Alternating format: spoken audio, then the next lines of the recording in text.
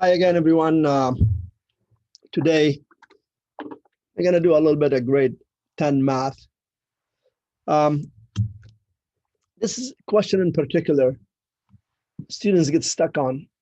I think the reason is they don't understand what the question is asking. What's this question asking? They say find the equation of the line through 4 and 1, that is. So they've given you a piece of information here.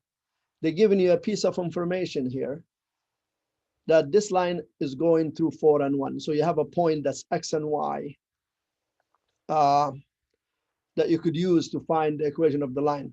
So you always, if we want to know the equation of the line, we have to know the slope and the y-intercept.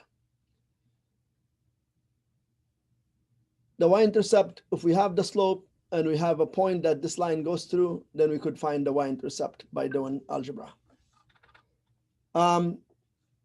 So here, the equation of a line, or the line that passes through 4 and 1, that is parallel to y equals 3x plus 2. Well, what do we need from the y equals 3x plus 2? We only need to know what the slope is from that part of the question. Because again, we're looking for an equation of a line that goes through 4 and 1. It's a different line than this one here. But what this line that goes through 4 and 1 and this line that we already know the equation of have in common, because since they're parallel, their slopes will be the same. So let's just go back and write a few equations here. We have the equation of a line and slope, intercept form. It is y equals mx plus b. X and y are variables, they change, as you go along the line, x and y keep on changing, but the slope is constant. Slope of a line, which is m, so m is the slope. And b is what we call the y-intercept. So that's where your line hits the y-axis. Also, we have what we call the general form of a linear equation, which gives you a straight line. And that is ax plus by plus c equals 0. So if we have the slope-intercept form, we could change it into the general form and vice versa. So now let's go back to our question here, and I'm going to start solving A. So definitely, from knowing that I'm trying to find the equation of a line in both forms, slope-intercept form and general form, this line goes through 4 and 1 and it's parallel to this in A, so it's parallel to this. Now, the only thing I need from this equation here, and then I just throw it away. I don't need that anymore. If it's parallel to this line, then their slopes should be the same. So the slope of this one is 3. So the slope of this line that's going through 4 and 1 should be 3 as well. So now we know the slope. We know a point that my line goes through, which is 4 and 1. Now I could work now on finding the equation of this line in slope-intercept form and in general form. So I know the slope is 3, so y equals 3x plus b.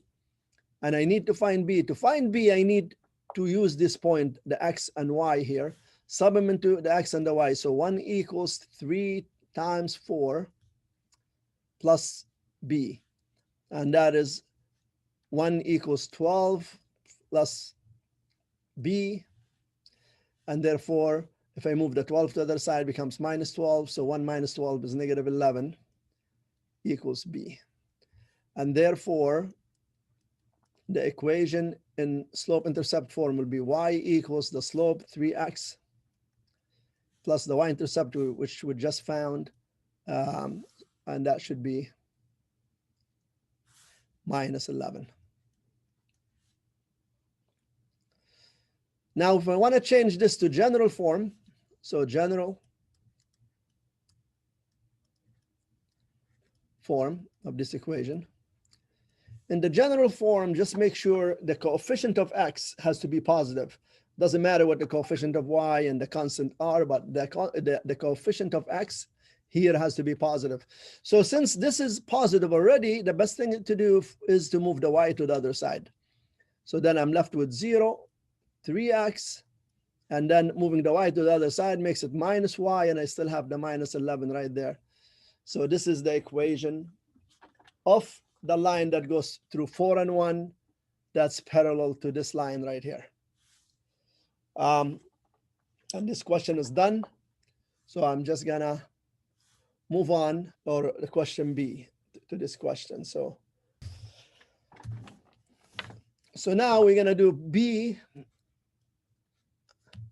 and answering B, we still know the line goes through 4 and 1, and this line is perpendicular to this equation right here.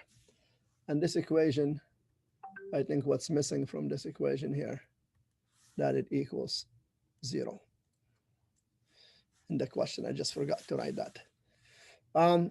So if I want to find the equation of the line that goes through 4 and 1 and perpendicular to this, so what I need from this question here is simply the slope. If I know what the slope of this is, then I know the perpendicular line will have a negative reciprocal of the slope of this one. So because perpendicular lines have negative reciprocal slopes, and I'll go back to this.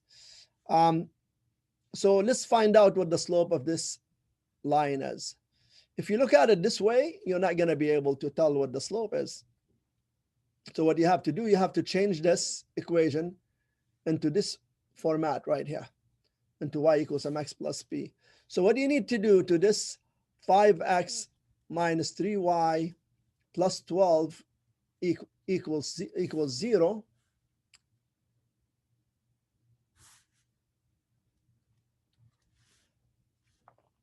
Is you have to solve it for y. So what I'm going to do, I'm going to leave the negative 3y right here, move the 5x and the 12 to the other side, and as you move things to the other side, you change the sign, minus 12. Now you divide everything by negative 3, by negative 3, by negative 3. So y equals negative over negative is positive, so 5 over 3x plus 4. So now all I need to know is this right here. So the slope of this one is 5/3, and therefore the slope of the perpendicular line should be negative 3 over 5, because perpendicular lines have the negative reciprocal slopes one another. So now I go ahead and say, okay, y equals negative 3 over 5 x plus b. So I know the slope is negative 3 over 5. I know it's going through 4 and 1. And therefore, this is your x and y value. So what you do, you sub in the 1 for the y, and you sub in the 4 for the x plus b, which gives me 1 equals negative 12 over 5 plus b.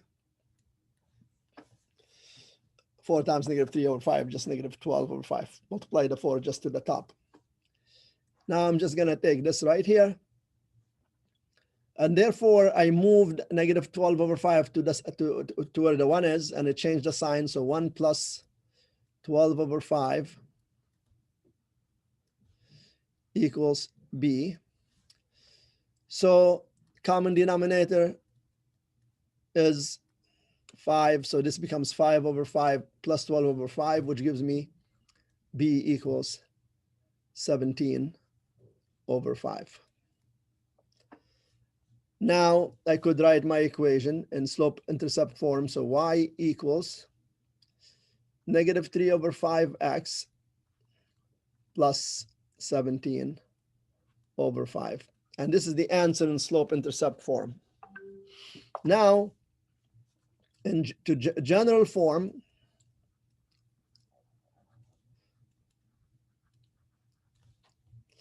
I take this equation right here.